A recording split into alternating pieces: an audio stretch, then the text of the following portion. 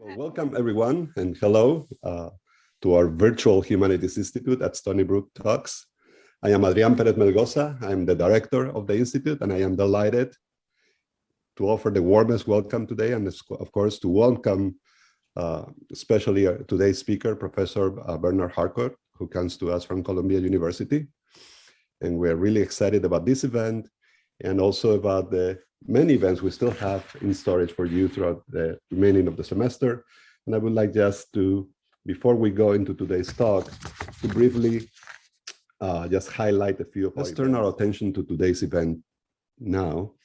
And let me just introduce, to introduce today's speaker, we welcome Professor Robert Harvey, who is a distinguished professor of French and philosophy at Stony Brook. Professor Harvey has published extensively, and that's not an understatement, on the work of the leading philosopher, or that's an understatement actually, on the leading French intellectuals and artists of the 20th century and the 21st century too. Among his most recent books, let me mention his Sharing Common Ground, A Space of Ethics, published by Bloomsbury, and Witnesses, Beckett, Levy, Dante, and the Foundations of Ethics, published by Continuum. Also published in French, the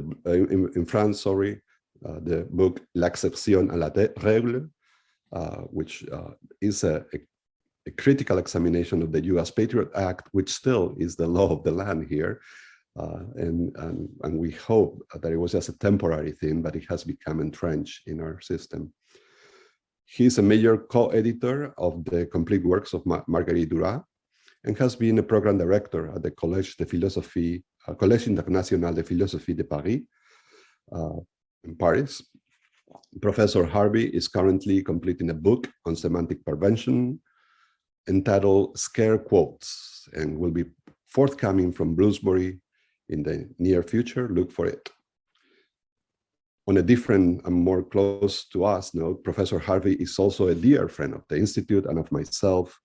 And it is my pleasure now to pass the virtual microphone to Professor Robert Harvey, who will introduce and coordinate today's event. Thank you, Robert. And thank you both, Robert and Professor Anne O'Byrne, for coordinating today's event and making it possible. Go ahead, Robert. Muchas gracias, querido Adrián. Okay, so it's thank you very much for that. But we're really here to celebrate and welcome Bernard Harcourt's visit with us, and I'm thrilled and honored to do so, to be able to present him. I have great admiration, great admiration for not only what he writes and what he thinks, but what he does. So this is an event that, as Adrián said earlier, is done in conjunction with a selection of classes that are currently in session at Stony Brook, and the professors of those classes are here as co-hosts for the meeting. And the classes are here on this slide. Professor Anne O'Byrne's Time and Democracy, PhD level seminar with a description that you can read on the recording of this meeting. I'm not going to read those to you. My MA seminar on sort of a sweeping overview of works by Foucault, and a few people commenting on them like Deleuze and others like that. And last but not least, Caleb Fowles' undergraduate course that he was briefly discussing about with Bernard a few minutes ago before we began the meeting, Technology in Modern Life. So our students are all or mostly here present in the audience, and will be discussing Bernard's talk after he delivers it. So Bernard Harcourt is many things. Isidore and Seville Schultzbacher Professor of Law, Professor of Political Science at Columbia University. He's also Executive Director of the Eric H. Holder Initiative for Civil and Political Rights, and founding director of the Columbia Center for founding director there's too many C's in this title for Bernard, Columbia Center for Contemporary Critical Thought. The CCCCT has held what are called the 1313 seminars over the course of several years now. There was a series on Foucault's Collège de France lessons. There was a series on Nietzsche, a series on uprising, a series on praxis, on critique, and currently there's a series being run on abolition and democracy. Obviously, words that are being frequently thought about amongst all of us, as Adrienne's slides showed, and as we will be talking about today.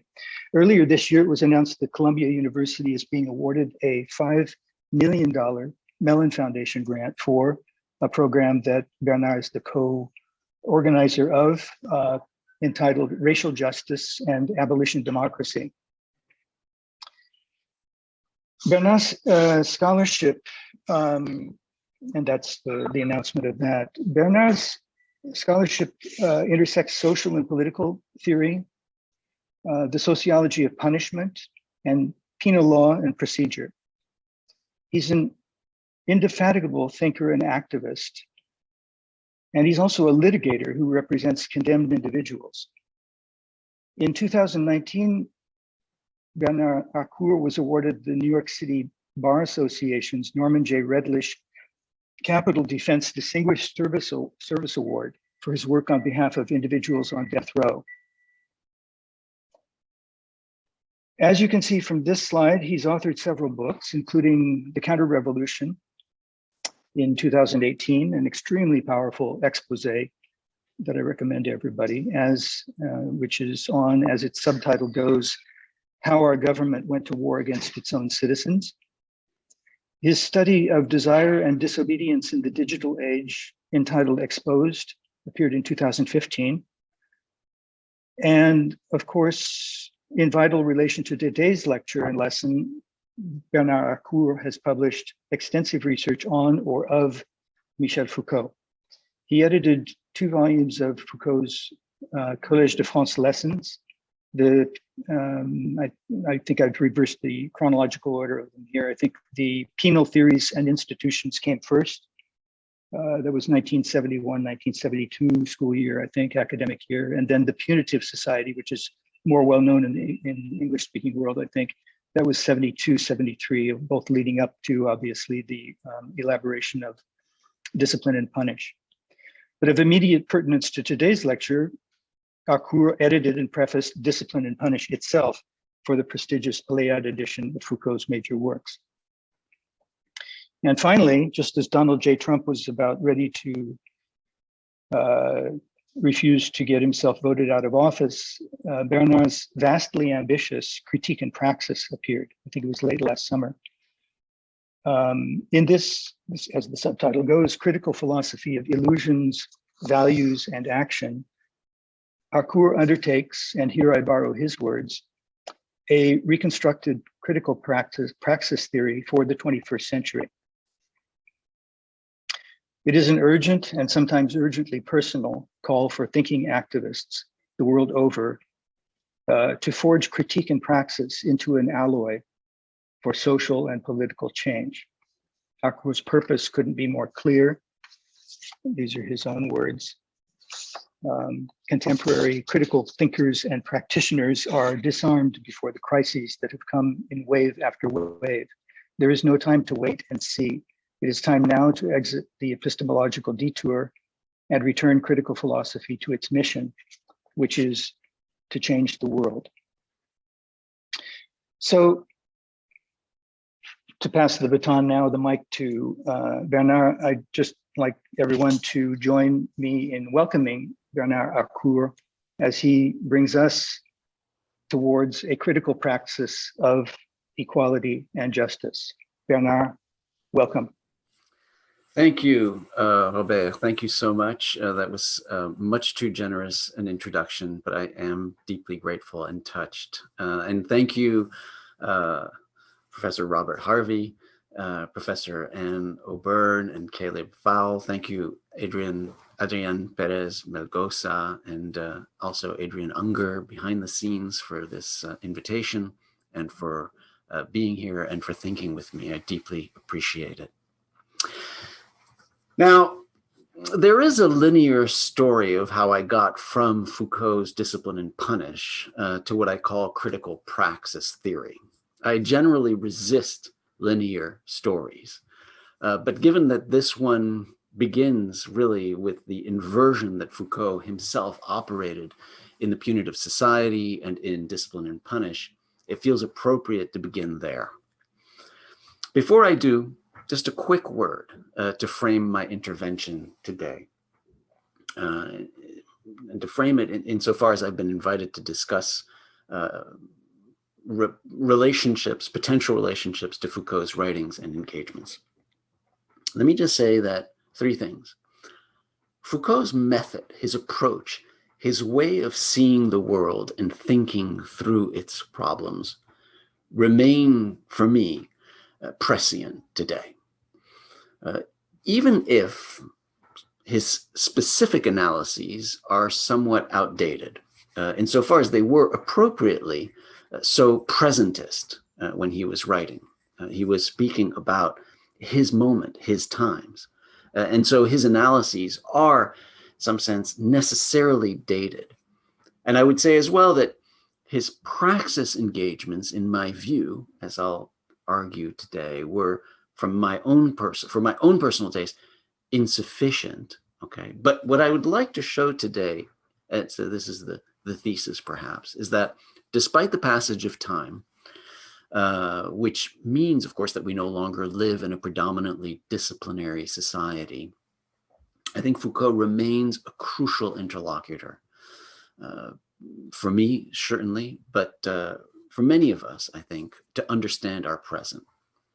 And so I'll begin then with what I consider to be one of the central interventions that Foucault began to discern in his lectures on the punitive society in 1973, and that would ultimately emerge in Discipline and Punish in full form, which was this idea of the inversion from the spectacle to surveillance, from the spectacle to discipline. This story begins then in the winter of 1973. Foucault is really struggling to reconceptualize power in the wake of May 68, in the wake of the failures of the student uprising, of the authoritarianism of the French state. And despite the protests and despite the riots and all of the political agitations, there was general apathy among the French people. And his question really was, how do we understand power in this moment? Now, in Paris, Foucault is delivering his third annual lectures at the Collège de France. He then travels actually to Rio de Janeiro in May 73 to deliver another set of 5 conferences, some of my favorite conferences, Truth and Juridical Form. And both in Paris and in Rio, Foucault directs his audience to a certain Nicolaus Henrik Julius, doctor in medicine, prison reformer, professor at the University of Berlin, colleague of Hegel.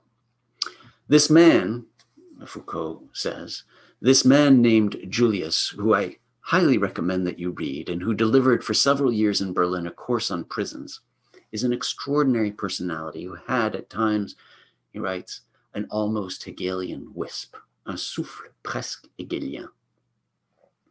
Now, the reason is that Professor Julius had discerned during the 1820s a remarkable disruption in our technologies of knowing and our strategies of power, an architectural mutation that reflected a transformation of power relations in society. Antiquity, Julius observed, had discovered the architectural form of the spectacle. And the spectacle became, in ancient times, the way to know and to control.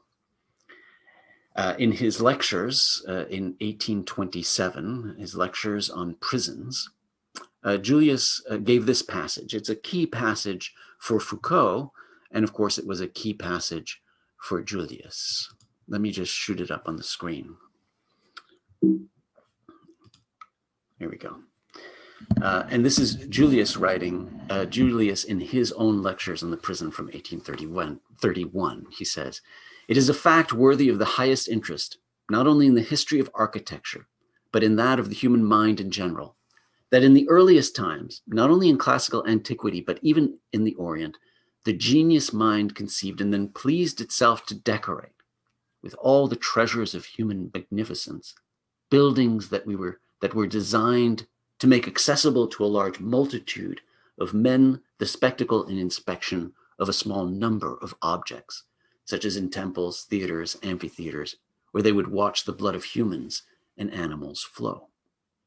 Now, of course, although the ancients had invented the form of the spectacle and would instantiate it in those arenas and amphitheaters filled with blood, at no time did they think or imagine of inverting the architecture. All the while, he says, Julius, the human imagination never seemed to have applied itself to provide a small number of men, or even a single man, the simultaneous view of a great multitude of men or objects. And then Julius adds, moving forward to his own times, moving forward to modernity, he says, "It would be a task reserved to modern times," and I intend to develop this idea later, "to a period marked by the growing influence of the state and of its many interventions, deeper day and by day into every detail and every relation of social life, to ensure and perfect the grand goal of constructing and distributing edifices intended to simultaneously surveiller, at one and the same time, a great multitude of men." And this was the place where Foucault picks up from those lectures from 1831, really, and finds this moment, this amazing moment of the inversion, right, which he describes in The Punitive Society so brilliantly, right? This is precisely what happens in the modern era, the reversal of the spectacle into surveillance. We are in the process of inventing, says Julius, not only in architecture and urbanism, but an entire disposition of the mind in general, such that from now on, it will be men who will be offered in spectacle to a small number of people, at the limit to only one man destined to surveil them all. The spectacle turned into surveillance, the circle that citizens formed around the spectacle, all that is reversed. We have here a completely different structure where men who are placed next to each other on a flat surface will be surveilled from above by someone who will become a kind of universal eye. Of course, this was the idea of the panopticon that Foucault develops, and develops the year he's writing in 1973. By 1975, it becomes a central element, of course, as we all know, of Discipline and Punish. Right? Panopticism becomes a central element of the ways in which disciplinary power functions. And he writes, a year after, this is from Discipline and Punish, a few years after Bentham, Julius wrote the birth certificate to this disciplinary society. Now, of course, with his repeated emphases on the reversal of the spectacle into surveillance, Foucault was undoubtedly gesturing to Guy Debord, who had placed the spectacle at the center of his conception of modernity. And of course, in contrast to Debord, as Julius had stressed, the spectacle, which had originated in antiquity, was no longer really the paradigm of modernity. And we would instead need to turn to this idea of the punitive society, the panoptic society. And the idea, of course, Bentham's role here is important, but it's important to remember it's an homage to Bentham, to use that term. He wasn't suggesting that Bentham's panoptic prison had actually been implemented that much, or that it had become a reality. He was giving homage to Bentham for the idea itself of the panopticon, of course. And in these unpublished manuscripts, there's actually a 127-page unpublished draft of Discipline and Punish at the Bibliothèque Nationale de France. And this is where you really get the sense that he was giving honor to Bentham with the idea. If we characterize as disciplinary, this is what he wrote in his draft, the apparatuses of spatial distribution, of extraction and accumulation of time, of individualization and subjection of bodies through a game of watching and recording, which captures so well his notion of discipline, then let's honor Bentham and call panoptic a society in which the exercise of power is ensured on the model of generalized discipline. And let's say that at the turn of the 18th and 19th centuries, we saw clearly emerge panoptic societies in which Bentham could be considered, depending on your view, the prophet, the witness, the analyst, or the programmer.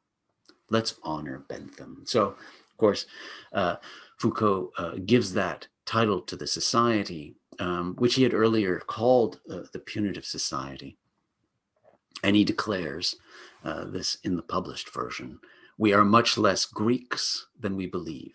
We are neither in the amphitheater nor on the stage, but in the panoptic machine invested by its effects of power, which we bring to ourselves since we are part of its mechanism."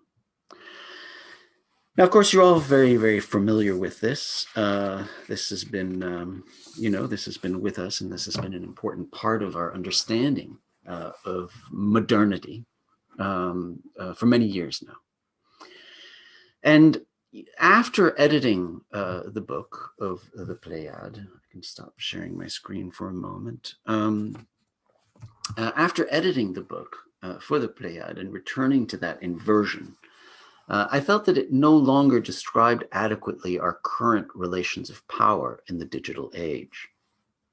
The method of analyzing relations of power, which I describe in the excerpt that you read at pages 93 to 94, which is a brilliant way to, it's kind of like differentiating the way that we should think about power from, for instance, something that we would possess, or something that was a class conflict. I mean, he sets out all of the different ways, but then he proposes his own in terms of focusing on relations of power. That remains undoubtedly, at least for me today, prescient and correct, but the substance of the panoptic paradigm as a model for relations of power today, that no longer seems to hold as well, particularly in a country like the United States.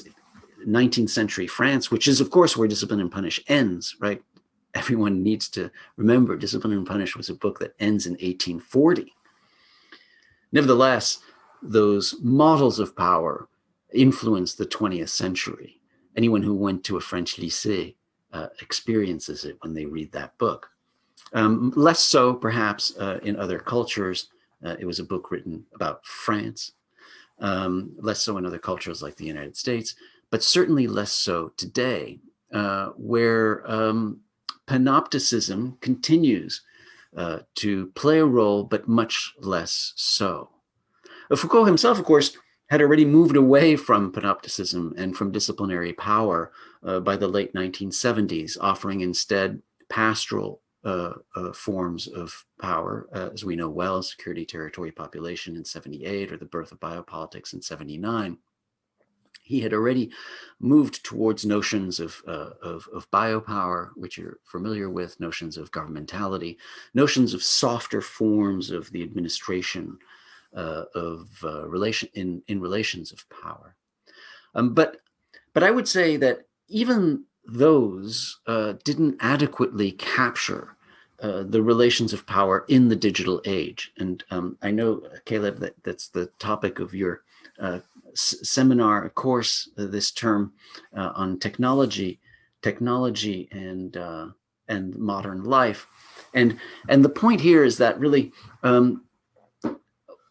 neither the spectacle, actually, nor surveillance are adequate to understand digital technology and our lives in this digital age. And for that, what I've proposed is that we look more at notions of exposition, exhibition, and the way in which we implicate ourselves in the presentation of self on social media, on Facebook, on our websites, on all the time, on our cell phones, on every gadget we have. And what I've tried to argue is that, and so this was a step, drawing, of course, on Foucault's way of seeing power, but pushing us to a new model, what I call a society, an expository society. It's not so much a spectacular or a surveillance society as an expository society, because it works on us feeding our personal data, giving our personal data to social media, to tech companies, and then, of course, to the government. We're not in a single amphitheater. We're not on there isn't a telescreen, right, that's forcibly attached into our homes that is watching us. The model of 1984, the texture just doesn't work anymore, because we're not being surveilled or monitored so much as we are exposing ourselves knowingly, willingly, happily, right, with all our passion, desire, and love on Twitter, Facebook, Instagram, with all our selfies, in this kind of constant frenzied exposure, which we saw so paradoxically on January 6th, right, with the seizing of the Capitol, right? I mean, it was, and when you look at there was a Washington Post article recently about the way in which they have identified and charged over 400 men and women who seized the Capitol.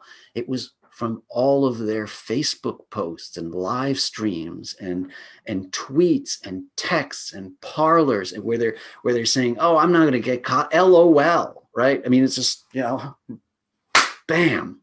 Well, yeah, they got caught because what the FBI did was they did a geofence search warrant to get from Google to get every single signal that Google could capture within the Capitol from any Bluetooth beacon, Wi-Fi access, or anything, and they could identify every single cell phone that was in the Capitol, right?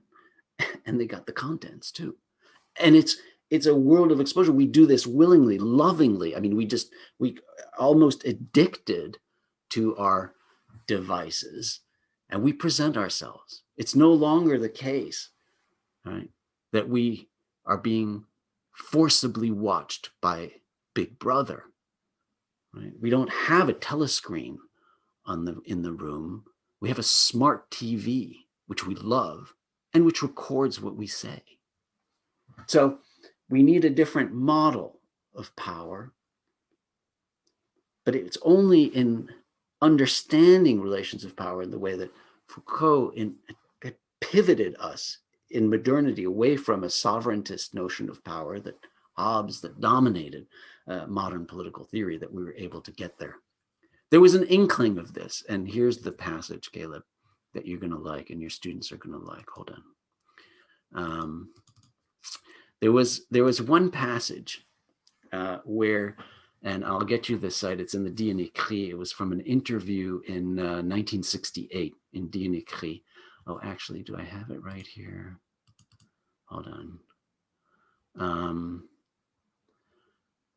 No, I don't have it right here, but I'll get it to you, and then you can share it. And he's asked a question in 68, and he's asked, if the man who you discern in the order of things is in the process of disappearing from our knowledge, can we say anything about its new guiding principles? And he says, it's a bit difficult, but I think we can nevertheless say that we wanted, or that we want for the first time, not to know everything, not to make ourselves masters of the universe in the manner of Descartes, not to achieve absolute knowledge in the sense of the 19th century, but to say everything. Everything is noted. The unconscious of man, his sexuality, his daily life, his dreams, his wishes, and his impulses. We write down his behavior, social phenomena, people's opinions and their dispositions, their acts and their personal attitudes. All this becomes the subject of a discourse. It is this passage to a universal notation, this transcription into a language of all the world's problems, which seems to characterize contemporary culture, right?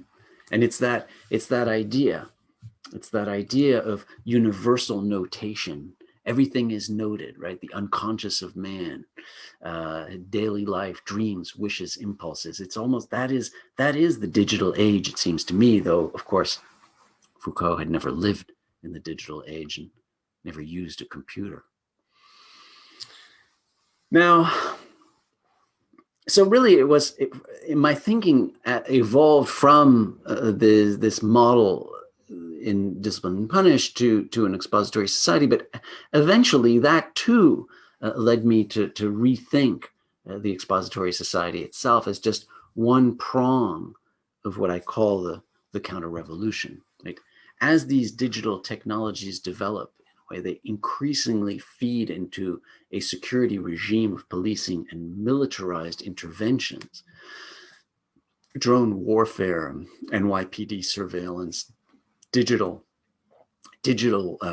capture by the NSA, and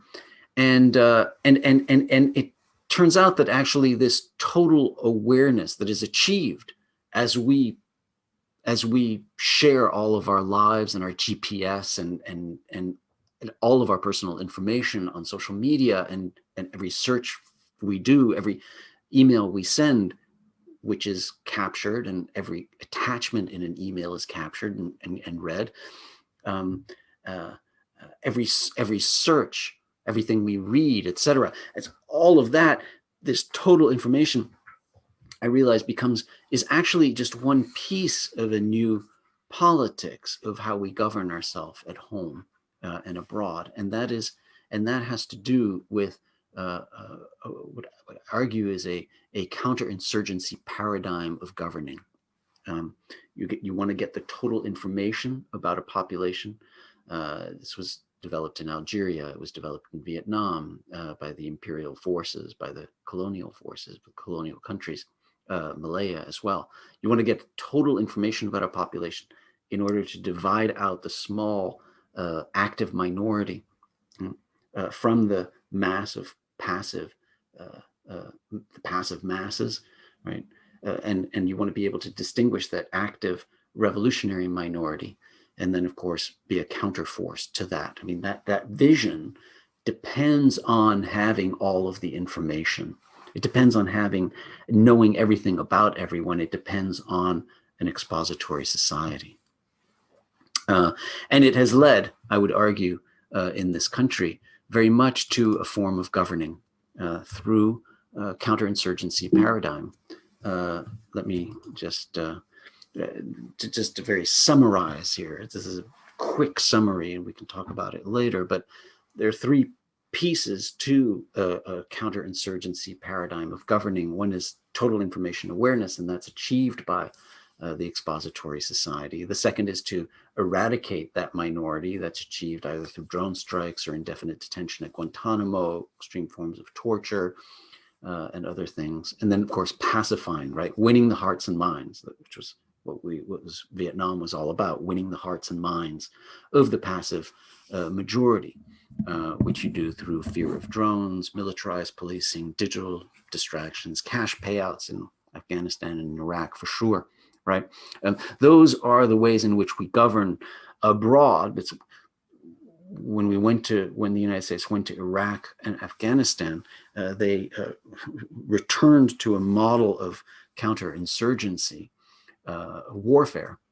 General Petraeus actually wrote the manual with a team that drew on the work of French commanders in Algeria and British commanders in Malaysia and American commanders in Vietnam, and produced a counterinsurgency manual that had all of those trappings. And of course, what I would argue is that those ways of governing, which became dominant in the way that we governed abroad and pretty soon in foreign policy, also came home and were used on our own grounds. Of course, this was done in the 1960s as well, right? In the sense that COINTELPRO and the crackdown and the brutal assassinations and crushing of the Black Panther movement in the 1960s was also a domestication of Vietnamese counterinsurgency theory, or counterinsurgency theory that was used in Vietnam, that too. But it was targeted in a way at the Black Panthers and at the Black movement. And I would argue that what's happened now since 9/11 is that it has become the dominant way of policing across the country, and of governing across the country for targeted internal enemies, such as Muslims under Donald Trump, anyone crossing the border, immigrants, etc. And of course, we've seen it brutally in response to the Black Lives Matter movement. These are photos from Ferguson, which make you understand pretty clearly. And when you look at most of the militarized policing that's going on today, you see very much the counterinsurgency or the counter-revolution in action. Now, so these are various steps that that started with Discipline and Punish and have brought me to a particular analysis of the present, a particular analysis that ends up in a counterinsurgency paradigm of governing, and that calls then for the most deliberate critical praxis as a response. It was really in response to these forms of governing that my investigations turned to questions of practice. I argued that we had to return to these questions of what is to be done, and that in part critical theory had gone into epistemological detours which were important, and I have been in them myself and learned greatly from them, and differences between ideology and regimes of truth, and between theories of knowledge power and theories of ideological state apparatuses, etc. All of those have been extraordinarily helpful at thinking through the present. But I fear that for many of us critical theorists, we took refuge a bit in that space rather than dealing with the real question of what is to be done in the face of this counter-revolution. In part, we were chastened, I think, by experiments in other countries that failed or that went drastically wrong, leaving us somewhat more comfortable debating epistemology than debating practice.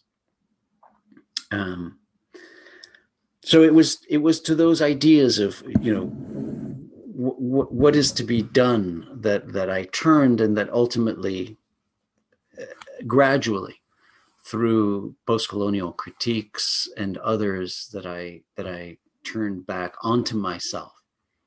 And so in Critique and Praxis, for those of you who have had the opportunity to look at the passages that Robert suggested and shared,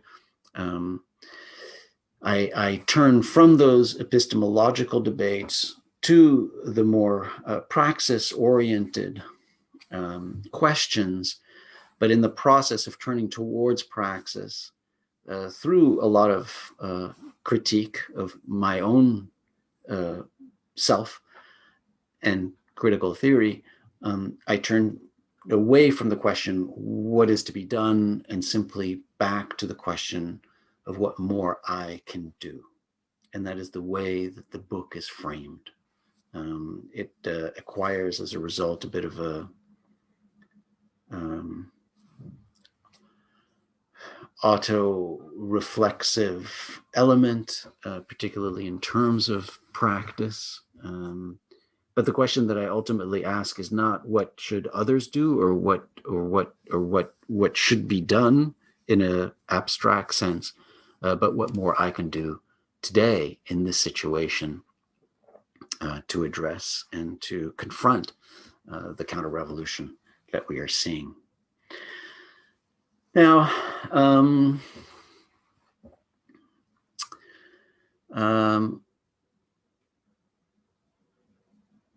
I think that it is to those questions of action that the book is ultimately oriented. And I think that those are the most difficult problems, where I feel as if we're not used to being in that space, that it feels flat-footed. It feels much more comfortable to remain in the space of deeply critical epistemological examinations than it does, I feel, to be in the space of debating praxis. And that in part, I think, is why we avoid these questions sometimes. But these are much more difficult questions about how to act. And I think we see it right in front of our eyes right now, this week, right, in Minneapolis, right? It's an epic, in the face of an epic movement for Black lives since the murder of George Floyd, culminating in the trial of a police officer, rare charges being prosecuted against Derek Chauvin. But the trial itself is also so deeply problematic along so many levels. It's clearly not anything that's going to solve the problems that we are faced with in this country. It's also not what criminal legal systems look like in this country. The trial that everyone is seeing right now is so far removed from what anyone in the criminal legal ordeal would face.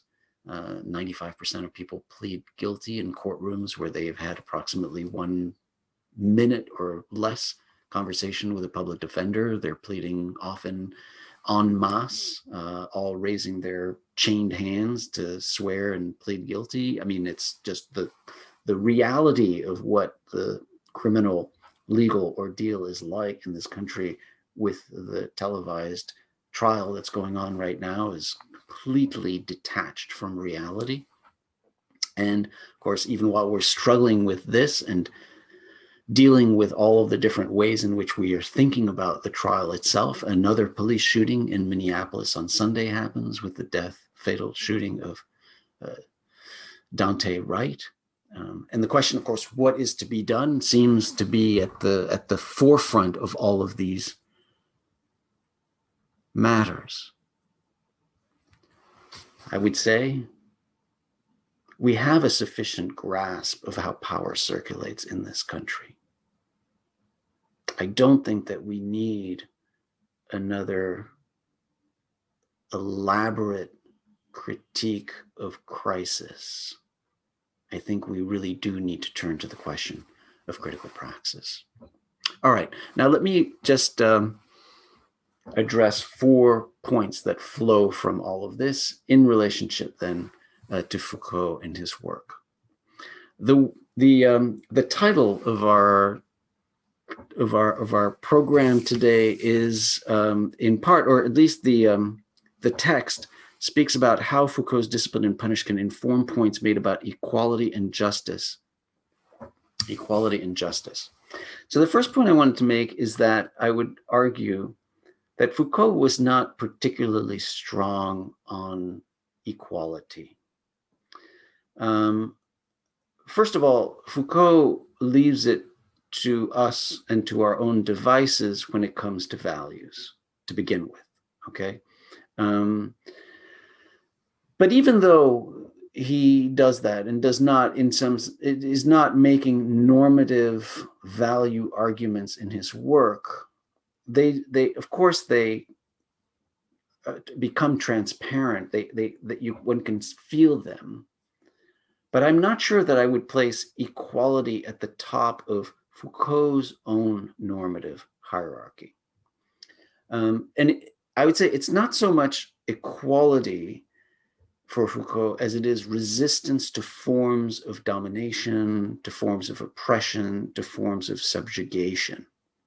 Now, and as I say those words, some of them are not exactly right. Domination and oppression aren't the right words for Foucault ultimately, although he did use exclusion a lot early on. He would ultimately move away from that term. domination, oppression, he wouldn't want to use those terms because everything in his work ultimately goes through the self and through subjectivity and through the way in which we are created as subjects and take on those forms of subjugation. So it's subjectification, it's questions of subjectification that are most important. You know, if you turn to his first lecture, for instance, in Wrongdoing Truth-Telling, which is one of the most beautiful set of lectures I think he delivered in Louvain in 1981, which does this arc from Homer and Sophocles all the way to Robert Badinter in 1977. So you really get the whole arc of history in those 6 set of lectures. He starts with the Homeric episode of the chariot race in book 23 and the dispute between Antilochus and Menelaus. And you know, what is so important in that recounting and of tracing, in a way, he's tracing juridical dispute resolution to this Homeric episode, is the way in which Antilochus, I would argue, is the way in which Antilochus internalizes the social order when he decides not to take the sermon to Zeus that he was better than Menelaus. Right? It's what is of import there is not the domination or oppression, but the way in which he places himself, Antilochus places himself voluntarily within the social order of Greece. So I would say that for Foucault, the question, the value is not equality. The value is in some way resisting to forms of subjugation with an examination of our own implications in that. But it is resistance, right? For Foucault, it's resistance by les hommes et les femmes infâmes, right? To the relations of power. It's Pierre Rivière, it's Herculine Babin, it's others that Foucault militated for: sexual minorities, outcasts, the abnormal, the mad, the prisoner, the sexual outcasts. And it's in those gestures, there's a strong notion of justice that emerges.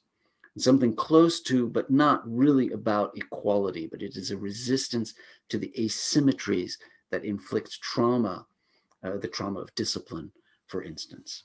So that's the first point, and it's just related to the way in which we have, Robert, the way we have phrased the conversation today. I'm able to find strong notions of justice, but in terms of equality, it is more something about resisting to the targeted forms of oppression against the infâme and the abnormal. Okay, second.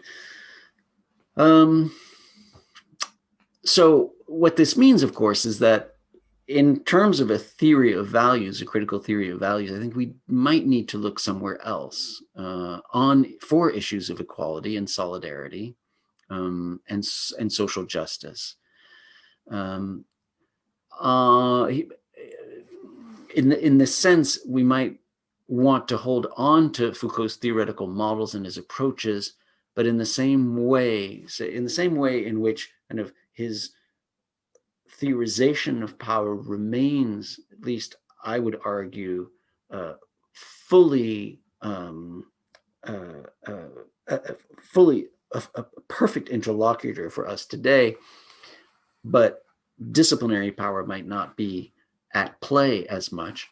I think we might want to take on the theoretical notions of subjectivation and subjectification without necessarily abiding by his particular substantive ethical notions. So for the substantive values of equality and solidarity, I would be more attracted and influenced by thinkers like Marx or the early Frankfurt School on class, or Sheila Ben-Habib on feminism, or Dorothy Roberts and Kendall Thomas on race, or Judith Butler on queerness, or Jack Halberstam on transgender justice than I would necessarily in Foucault's substantive ethics. Although, again, I think all of those are most properly shaped by the kind of work on subjectivity that Foucault went to and graduated to pretty much. I mean, although it was always there, I would say more so after the 1978 turn towards governmentality.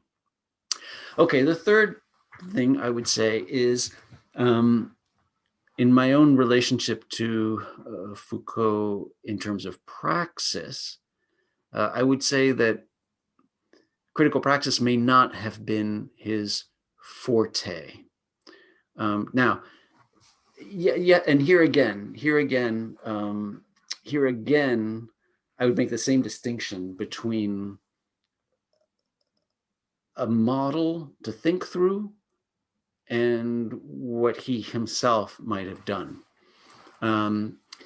The model to think through, I think, is brilliant, again, particularly in his experiences with the Groupe d'Information sur les Prisons in the 1970-71 period.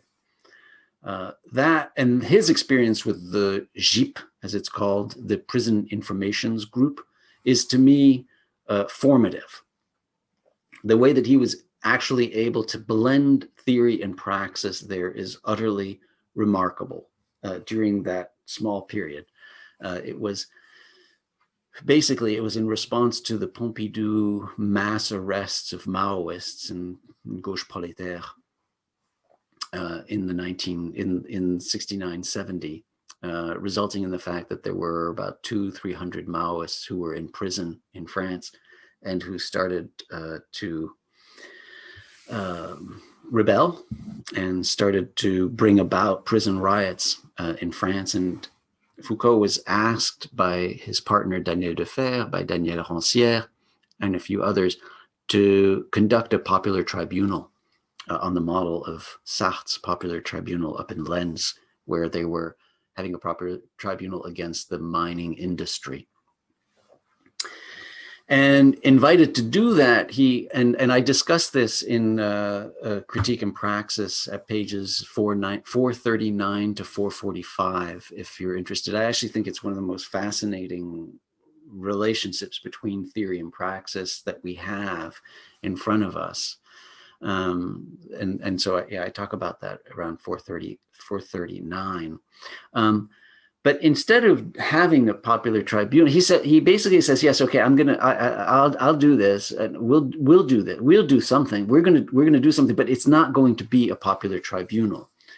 It's going to be this, what eventually becomes Groupe d'Information sur les Prisons.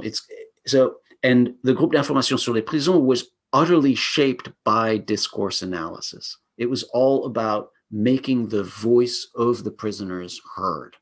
It was all about effacing the intellectuals, getting surveys inside the prison and letting the prisoners speak. It was ended as soon as the prisoners formed their own action group, le CAP, Comité d'Action des Prisonniers, which was in 1971. So it had a small duration, but it began as a way to make voices heard. It ended when the voices were beginning to be heard, and it played that role. That theory changed the practice.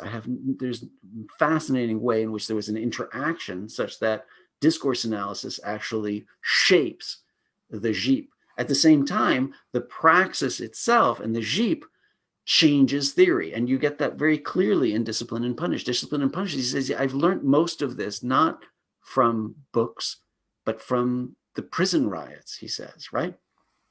It's from the experiences.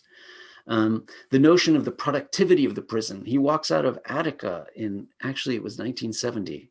All of the information that the interview with John Simon was published in 1972, and in it said that they went to Attica in 72, but it was in 1970 on a visit to Buffalo in the spring of 1970. That's only important because Attica uprising happens in 71. But so in any event, but he comes out of it saying, wait a minute, I've been thinking about the prison all wrong. I've been thinking about relations of power all wrong. I've been thinking about them negatively, only negatively, right? In terms of oppression, right? Words that I was using before. It's not about oppression. It's not about negation. It's about production. What is it that the prison is producing, right? And so it's this practice that shapes the way he argues about the prison, in the same way that then the way he argues about the prison and his theory of discourse analysis shapes his practice. So that's the third thing, which is brilliant. But overall, I would say I'm not sufficiently satisfied with Foucault's relationship to praxis, in part because it depended too much, I think, on his books alone, and that's just not enough for me. So I talk about that in Critique and Praxis on page 31, right, where he's talking about praxis, and then he's just talking about, take the book on madness, for example, its description and analysis, and it's like, no, okay, it's got to be something more than that for me. I also talk about it on page 6. Fourth and lastly, what does that mean? Where then do we gravitate in our actions? And here I think it's to your series on notions of abolition that you're doing right now in your reading groups on abolition. And I've been gravitating towards notions of cooperation, drawing particularly on W.E.B. Du Bois's this short essay he had in 1935, actually the same year that Black Reconstruction in America was published, but also on his notions of abolition democracy. And of course, now on the work of Mariam Kaba, her new book, We Do This Till We Free Us, but of course on all of the work that's been done, Angela Davis, Critical Resistance, Dorothy Roberts, Rachel Herzing, et cetera, since the 1990s, this formative work. It's to that vision, I think, of cooperation, which Kaba writes about in Petrus Colors, Dean Spade, that is going to lead us forward, I think, in terms of praxis, and not simply our books. All right. Well, so as you can see, let me just conclude quickly so that we have time for a good conversation. And thank you again. Foucault remains, to me, one of my greatest interlocutor. But as an interlocutor, I don't follow him. I challenge him, right? Or I make his work mine in a way. And of course, I would say that's very. I don't like the word Foucauldian, but that is in a way faithful to Foucault's central Nietzsche. I don't like the word Nietzschean. One of his central interventions, interpreting Nietzsche.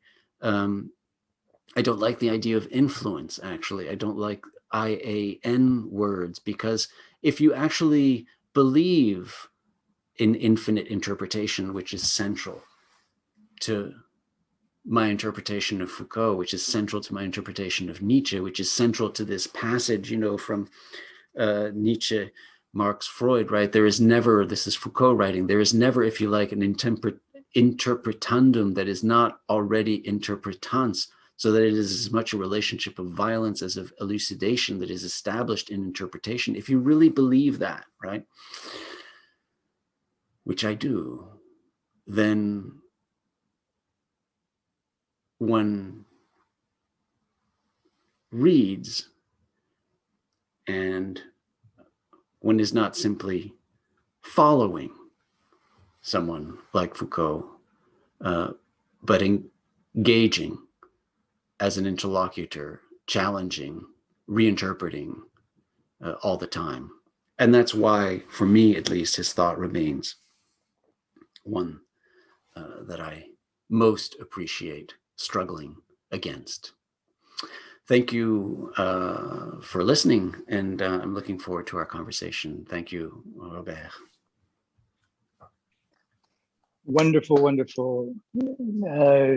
Bernard, and I would be I would be rude and intrusive if I were to begin even asking questions. I'll just simply say how not only it was, I mean, more than just impressive, it's extremely inspirational to hear you think your way through your engagement and your going beyond Foucault. But I think I should really let maybe Anne and Caleb say a thing or two or ask a couple of questions and then turn things over to our students. Since I just want to say that we only have, correct me if I'm wrong, Bernard, we need to let you go at 2:15 sharp. Is that correct? So that you can jump over to Sayla Ben Habib's seminar at Yale. So without further ado, Anne, maybe would you like to intervene with something, and then we can start taking questions from students. I'm going to start looking at the chat and turning my mic off. Okay,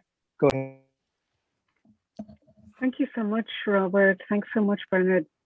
I'm fascinated by some of the specifics, some of the particular groups you mentioned, your own involvement in, and the forms, the way you offers a kind of a taxonomy of engagement there in terms of, let's see if I can find my note, in terms of the speaking that you had done at Occupy and what you describe as fellow traveling when it came to the Gilets jaunes, and the legal engagement with the Standing Rock demonstrations. How, in those particular instances, did you approach with your battery of skills and talents and abilities already in place, knowing what it was that you would do, or did you have an idea of the role that you would play, or is it something that happened much more spontaneously? Right. Or does that depend on the situation? No, yeah, no. Fortuity, or yes, spontaneity and fortuity and uncertainty marks all of those three examples. Particularly the fellow traveling with the Gilets jaunes, which I've gotten a lot of flack for, but I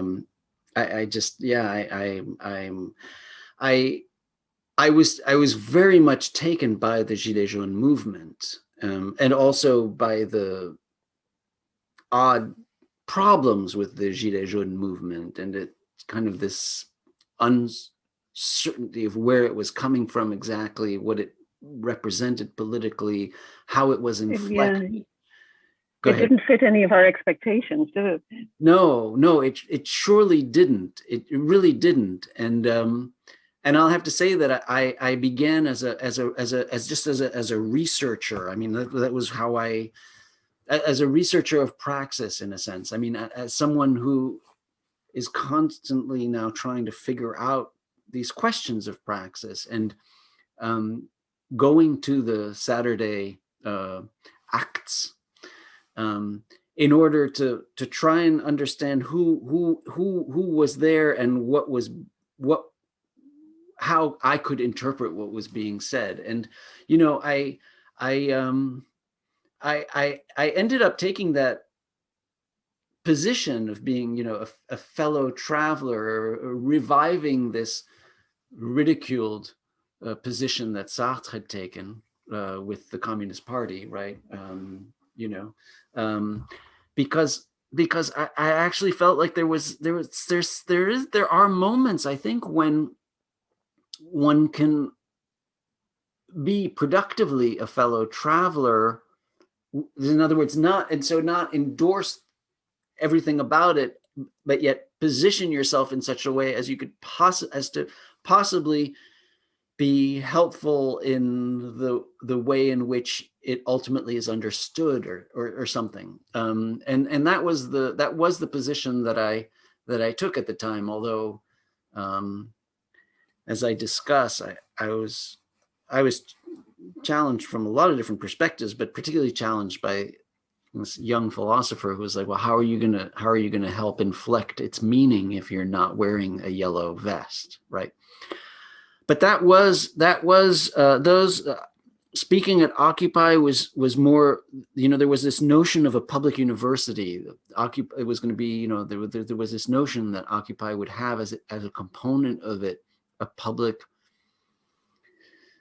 university aspect, which I thought was very attractive. I was drawn into Occupy mostly by my PhD students, all of whom, most of whom got arrested. And so I was drawn in on, and then I often get drawn in on the law side because I have a license to practice. So, but I mean, I think in all of these, it's more an open exploration of these questions of praxis and how to do it. The Standing Rock case, and often from the perspective of someone who does litigation, but is very unsatisfied by that as a form of praxis.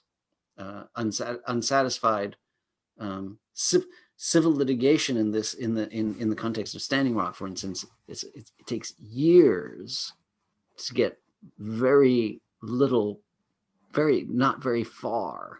Now, of course, it's very different when I'm representing somebody on death row, because then I don't have any choice but to turn to those tools. But somehow I'd like to think that it's in those conflicts, and that's the idea, right? That's the idea of critique and praxis.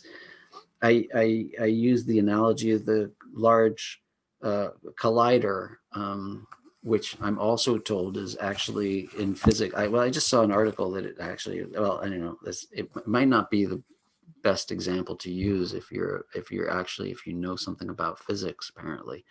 But this idea of always colliding these things. In those examples, I think those are places where I was trying to figure it out. Now, the problem here, which is a larger problem, has to do with something about collective action, collectivity, and mass and movement, and real effective movement, because none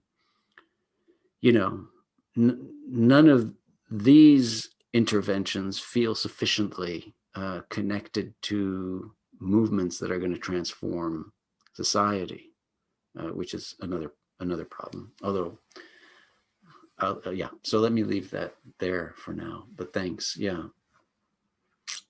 And maybe Caleb, would you like to? You were called out a couple of times in Bernard's presentation, so I thought I'd give you an option. Sure. Yeah, so thank you very much for talking today. And so I guess 2 quick questions, one of which I apologize if it's tangential, but it fascinates me, which is I too share frustration with terms such as Foucauldian or Nietzschean. And I'm just curious if you have for yourself discovered a satisfactory way of articulating that in other terms. And second, I was struck by your insistence on, which seems right, the fact that there really isn't this notion of equality in Foucault, but rather the sense of resistance. And I was wondering if maybe you could just say a little bit more about the relationship there, how one goes from resistance, if one goes from resistance to equality, what that means, just a little bit. I'm curious about that relationship. Okay, on the second one, it's how we get to equality through forms of resistance. Is that fair? Yeah, or just what the relationship is. Maybe it's not so linear. Maybe it's not a founded kind of thing like that, but just what the relationship between those two is, since that distinction was made. Okay. Just yeah. Okay. All right. Okay. All right. So on the first one, good. I'm glad you don't like Ian's either. The way that I was originally trying to deal with that, it is a paper called The Illusion of Influence, is to argue that there is no such thing as influence. I mean, if you really believe in interpretation, in infinite interpretation, there can only be interpretations, and therefore we choose what we decide to interpret, but there is no way in which texts can so much influence us as by contrast to us doing our work, plying our way through life, interpreting words in particular ways that serve us. Now, so Foucault said it very well in this passage when he himself was talking about Nietzsche, and where is this? Yeah, okay. So I just put up a piece called 5 Modalities of Michel Foucault's Use of Nietzsche. And it's at the beginning, and at the beginning of that, there's this great quote where he says, I engage Nietzsche, whether I get him right or wrong, I don't care, right? It's I ply him to my needs or something like that, right? And I'll get the passage in a second, but I can't get it right now. But it's a beautiful passage where what he's saying is, don't come back to me and tell me I'm not a faithful reader of Nietzsche. That's not going to help. I'm plying him to my needs, and I think that's what we do now. That most people find that very uncomfortable if we are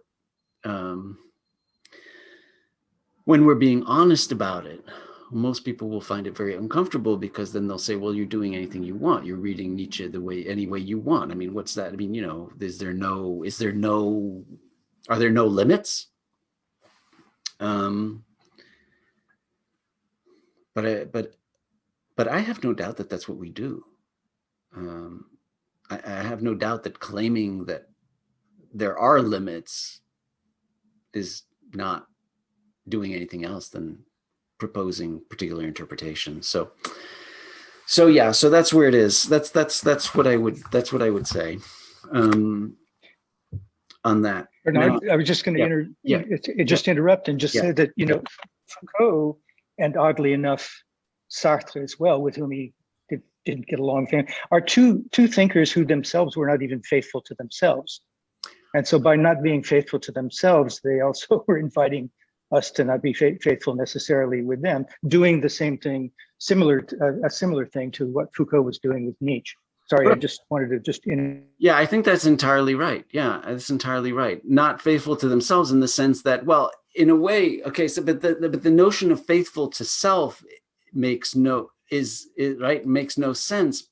I mean, one of the things that I admire most about Foucault's writings is the way in which he is prepared to say, and this is actually the sensibility in his work that I think makes it, for me, such a good engagement, is his willingness to say, oh, you know what, I don't think I had it right. How many times does he say, I don't think I had it right, but wait a minute, like, okay, discipline and punish, right? I did too much of this, not enough of that. Wait a minute, we got to go towards the pastoral. The pastoral is going to take me back to the Greeks, and and then it's going to take me forward to, the neoliberals. But it's that, yeah, he was never faithful to himself, right? It's this idea that, you can't, he was not prepared to pin himself down, right? And that has, and I don't know, but is it a sensibility of ours that we find that attractive, useful, helpful, versus sensibility of others who prefer to be pinned down with a particular, I don't know, Kant's first critique in a way that, I don't know, maybe, or someone else, or some, like the perfection of a theory of justice by Rawls, right? Is there something different about thinkers who move, versus thinkers who kind of drop the thought in its place, right? The passage about Nietzsche is this one. It's I think it's from an interview in 1980 or something. He writes, "For myself, I prefer," this is Foucault, "for myself, I prefer to utilize the writers I like." Right? This is a famous, you all know this one. "The only valid tribute to thought such as Nietzsche's is precisely to use it, to deform it, to make it groan and protest. And if then the commentators say that I am being faithful or unfaithful to Nietzsche, that is of absolutely no interest." It's funny because I made that argument very kind of vociferously in this piece that was called "The Illusion of Influence," and it got so rejected by the reviewers that I had to kind of like kind of chisel it down to this thing about the 5 modalities of Foucault's use of Nietzsche's writings, which is a piece now. I hate it. It's like so boring. This is a statement from somebody who understood very, very well that Nietzsche himself was, first of all, I did use the term self, but the term self is one of those metaphysical notions that comes out of the ideology of humanism, and neither one of them were particularly beholden to humanism. Right. So yes, of course, that he's of course he's going to say that, because Nietzsche was the one who said, a thought doesn't come when I want it to. A thought just comes when it wants to. So there couldn't have been a less a statement less beholden to the ideology of selfhood than that stuff. I think there's a couple of other questions I want to let people squeeze in. Juan Artiega has one, and yeah, Juan, go ahead.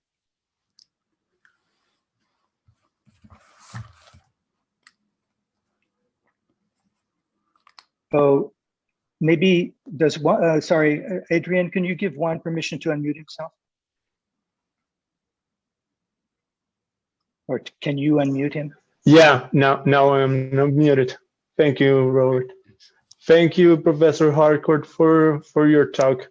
It was very stimulating and enlightening. I would like you to go back to the relationship of Foucault with equality. Okay. And as you said, like, he's more interested in resistance to certain forms of power and of subjugation. Mm-hmm. And in these struggles that you mentioned of outcasts and minorities and people whom were excluded, do you think that there's a reaffirmation of difference, that in contrast to a struggle for equality, there's a struggle to reaffirm and to validate, in a certain sense, difference, and to resist homogenization? Mm-hmm. And related to that, a second question will be like, what will you think of Rancière's understanding of political action as presupposing equality? Great. Okay, thank you. And then thank you, because that also brings back Caleb's second question that I didn't get to. So this is really helpful. And I think that's brilliantly said and right. I think that's right. I think what you're suggesting is right. At least that resonates, in a way, it resonates with where I would want to resist notions of equality because of potentials of homogenization and neutralization of the productive potential of difference. Yeah. So that's, and of course, I think this is a central idea in some strands of queer theory and some strands of trans theory, and a central idea in being that even in the moment of repression, there is something valuable in the community created through those forms of repression.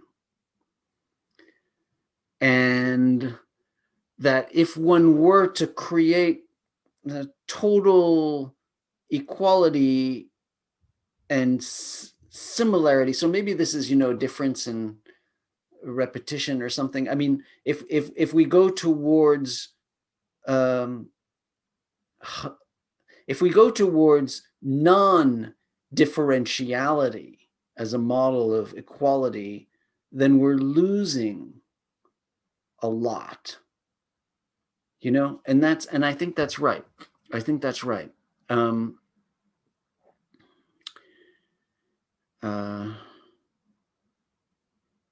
And so maybe the problem really is the way in which we are thinking of equality, because maybe we're inflecting it with all of these, with very different meanings. And in the way in which, you mentioned Rancière and needing a footing of equality. Again, yeah, maybe we're just using the term in different ways, not inflecting it with enough, using it when we tend to talk about equality, using it in a too normalizing way itself, maybe that's a phenomenon of our own contemporary and cultural space here, in part in the United States as well, where notions of equality tend to take second place to notions of autonomy and liberty in a country like the United States, or in the tradition of the cultural and political context of the United States, and where it is most often associated with regimes that have effectively monotonized or conformed people into at least the critique, the American critique being like that. So this is really helpful. Because, and of course, many have done extraordinary work on this.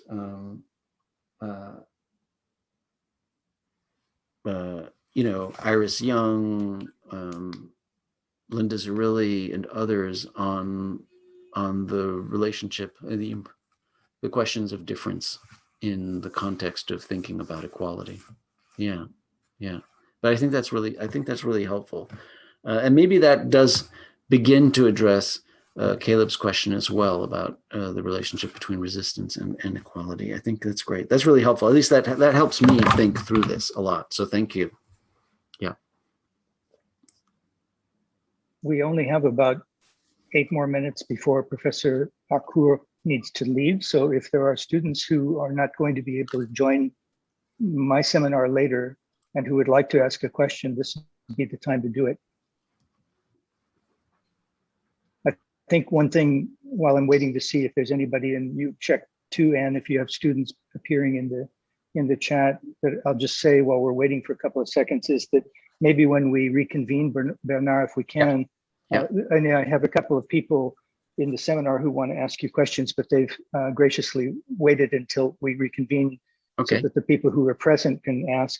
But I'd like to go back to this issue of equality as well, because I was I'll tell you why I want to go back to it and why I was reticent in the very first place and to even put it into the précis of what would be talked about today.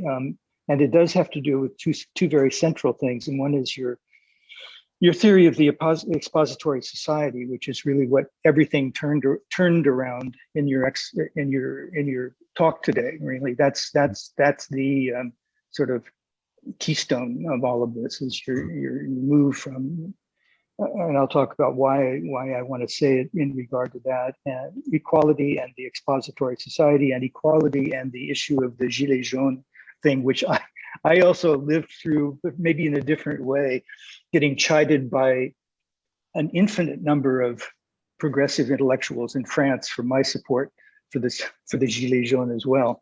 And I think it has to do with a certain sense of equality in the French society that grates on the nerves of otherwise allies of ours. Mm-hmm. Mm-hmm. Anybody with a question at all? I mean, Grant, if you'd like to ask your question now, you can, and then we can ask more questions later on. I think Adrian Go has ahead, a Grant. question. Adrian, I'm sorry. Okay, if there's time for me, I don't want to step on anybody's Nope. time, but it Go was for really it. wonderful to listen to you and very, very stimulating, like everybody has said. I kept thinking, of course, in the history of your introduction of the word praxis between the, in the label of critical thinking, and that there is a history there, of course, and to make my question shorter, but I would like to address the issue of perverse appropriation. By that I mean the way in which we can arguably say that the fascists that in World War II were perversely appropriating the praxis that Gramsci and other people were articulating, and that then the birth of critical theory was actually a post-war reaction to that appropriation of saying we have to think more because we have been appropriated. And in a way, I was thinking also about our very recent experience, political experience in the U.S. as a perverse appropriation of a lot of the critical thinking that had been done in our disciplines over the years. Just as a drop in the bucket, the famous sentence of Steve Bannon saying, "What we want is to deconstruct government." And the appropriation of that term by Steve Bannon, and knowing that not only theory can be appropriated, but of course we can arguably say that what happened in January was an appropriation of praxis, by the taking over. So knowing that this is probably an unanswerable question, how do we think ourselves within that knowledge that every one of our praxis and our theoretical concepts can be reappropriated? And not that I'm asking to say what is one that cannot be appropriated. I think, as you said before, appropriating niche, appropriating is the gesture that we have to do but knowing that there is a perverse appropriation that is constantly there. I mean, that's one of the most fascinating aspects of the neo-fascist new right today, is the way in which it has colonized in part Gramsci and notions of cultural Marxism. So as one of our Praxis 1313s, we actually looked at the writings of the new right, precisely because what they've been saying is that it's amazing how much the Frankfurt School comes up in those writings, Gramsci and the Frankfurt School, because what they're saying in these, this is Guillaume Fay and these others, in many of them in Europe, but then Ben in the United States, is that the Gramscians and the critical theorists got it right. It's not, what you have to get is you have to get into people's minds and change the way that they see the world, right? And this whole epistemological work that needs to be done, it's remarkable that that so much from the new right is actually cannibalizing critical theory in that way. So much of the new right writings are lexicons right? Or so, for instance, the idea that converting anti-racism into racism is a key move of the new right now. But that's playing exactly on this like lexicon Gramscian way of seeing the world, that, you know, you have to take this notion, which is anti-racism, and show the way in which, in fact, it is racist. So that's a convergence that I find fascinating, deeply troubling. And like you, I don't know what to make of it, except where I end up ultimately is with this kind of radical theory of values, because what I argue in Critique and Praxis is that the theoretical frameworks can be appropriated and distorted, and they're not necessarily determinative politically. And this is a key point of what came out of legal theory in the 1970s, critical legal studies, was that, you know, there's indeterminacy to legal form. Well, I think that similarly, there's indeterminacy to critical form. And so it's not the critical form itself, it's not the critical move, it's not the critical practice that is itself going to tell you where it leads ultimately. I think it is ultimately, it is a question of values, of